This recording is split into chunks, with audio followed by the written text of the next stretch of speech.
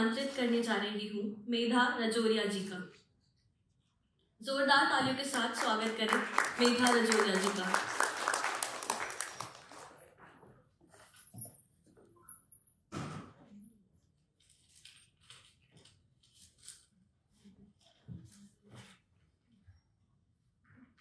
सभी को पहले मेरा नमस्कार। कविता पे ही आती हूँ। जब परिस्थितियाँ अजीब हो जाती हैं हमारे जीवन में, हम रुक जाते हैं, ठहर जाते हैं या एकदम काम छोड़ देते हैं ना कि अब नहीं करना है, तब मेरी अंतरात्मा मुझे कैसे डांटती है वो सुनिएगा। और फिर वो क्षण भी आएगा एक दिन, और फिर वो क्षण भी आएगा एक दिन, तुम सांस लोगे मगर मन से सारे वेग खत्म हो जाएंगे। आंसू आएंगे मगर कारण स्वयं से भी कह ना पाओगे। अतीत न अतीत लगेगा और वर्तमान न यथार्थ लगेगा। मुस्कुराओगे मगर हृदय की किसी कंपन पर। हंसी छूटेगी जीवन में हो रहे उस रण पर। आसमान भीतर तक भेद देगा मगर धरती में धस नहीं पाओगे। प्रकृति लुभाएगी किंतु कांटों से छलनी होगी।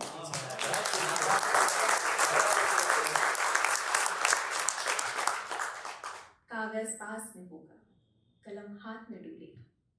कागज पास में होगा कलम हाथ में डोलेगी, किंतु शब्दों से वंचित लिखने को तरस जाओगे। यह सब होगा उस एक क्षण के बाद। जीवन के राग पर प्रश्न होगा। सैकड़ों कीड़े नोचेंगे किंतु घाव एक भी न दिखेगा। मन में शून्यता होगी और बाहर संसार सजेगा। हाँ, सचमुच ही वो क्षण आएगा कि स्नेह से, लगाव से जीवन भर जाएगा। कोई प्रेम से माथे की सिलवटें सहलाएगा। अंक में होगा वैभव दुनिया भर का, किंतु आत्मा का हर हिस्सा टूटकर शीशों के टुकड़ों सा बिखर जाएगा।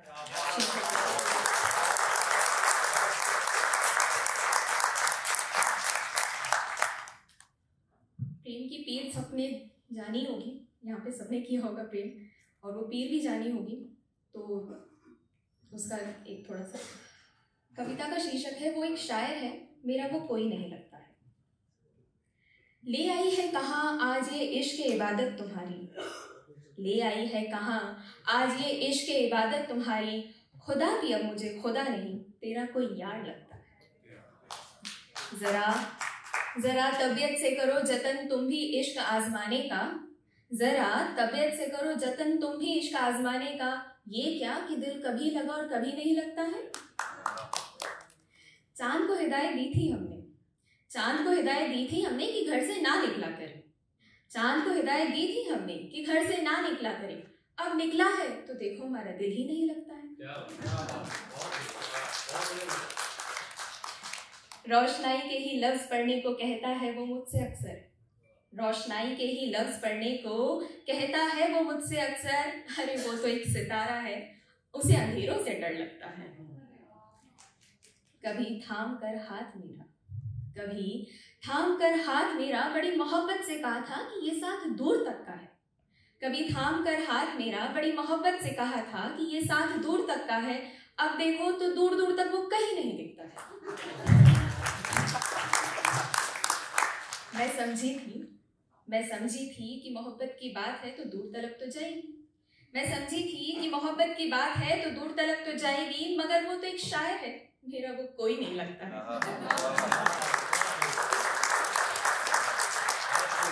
और अंतिम पंक्तियां।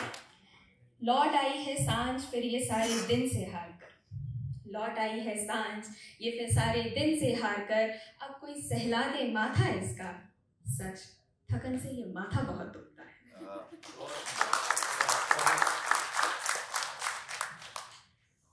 तीसरी कविता और अंतिम कविता।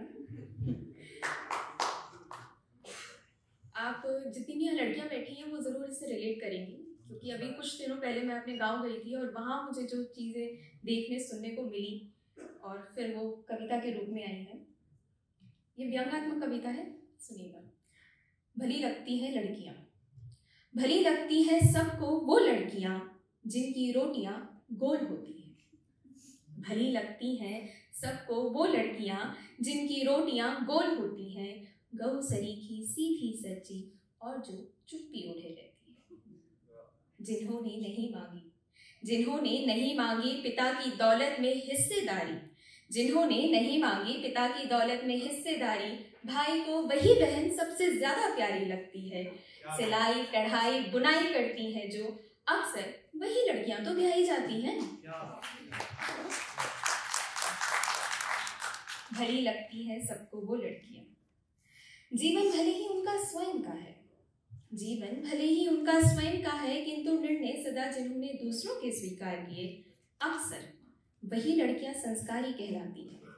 हाथों में सरस्वती भले ही ना हो, हाथों में सरस्वती भले ही ना हो, मगर अन्नपूर्णा का वास रहे, सर्वगुण संपन्न वही तो लड़कियां बन पाती हैं। भली लगती है सबको वो लड़कियां, जिन्होंने बनाया मकान को घर, जिन्होंने बनाया मकान को घर, आशियाना बस उनका ही नहीं बन पाता है। भाई पिता पति के घर में अक्सर संस्कारी लड़कियों का ही सम्मान लुट जाता है।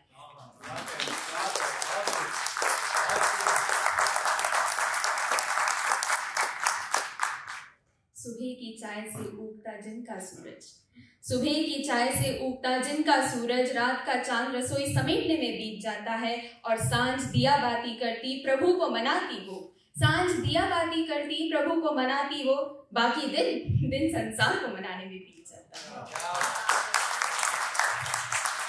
भली लगती हैं सबको वो लड़कियां, भली लगती हैं सबको वो लड़कियां, जिन्हें आस नहीं होती किसी विषय वस्तु की, जो बस कुछ कपड़े कुछ गहने और जरा सी चादर में अपने पैर समेट लेती है। 16 बरस की उम्र के सपने, 16 बरस की उम्र के सपने परिवार की जिम्मेदारियों के नाम करती लड़कियां अक्सर सबको भली लगती हैं। भली लगती हैं सबको वो लड़कियां, जिनकी चाह में कोई चाह बाकी ही नहीं रहती। रौंदा जा सकता है अक्सर सबको भली लगती हैं वो लड़कियां, जिनका संसार गृहस्थी में बसा 4 दीवारों वाला आसमान होता है।